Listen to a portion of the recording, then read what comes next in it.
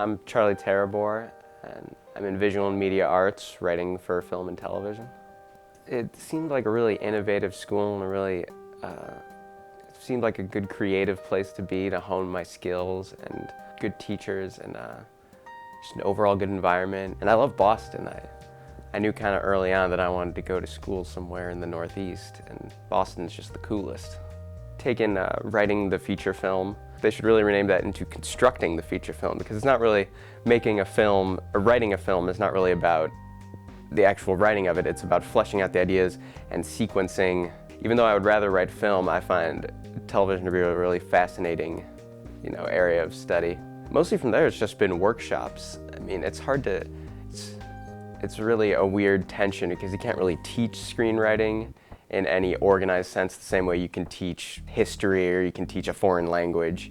It's kind of like, well, here are some cool little devices that people have used for the last 100 years, but it's really up to you, so go and we'll tell you if it sounds good. We live in a postmodern era. You can mix and match anything, and as long as it works, they'll appreciate it.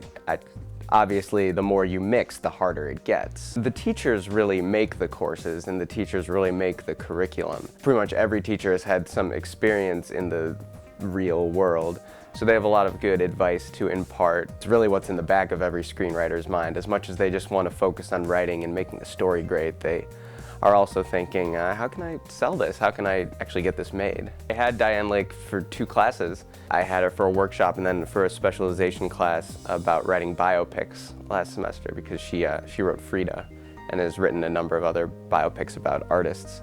Her anecdotes were great, but it always tied back to practical advice about how to talk to producers and how to talk to industry folk. Great advice on, letting things go, because you're gonna get treated kind of poorly, especially at the start, as a person in the film industry or any creative industry. The thing about screenwriters, I think, compared to other writers, they're remarkably down to earth, because their writing is so much steeped in practical rules. Whereas with a novel, they're like, a novel can be as long as it's good. Whereas a screenplay, if it's over 130 pages, it's probably not going to get read.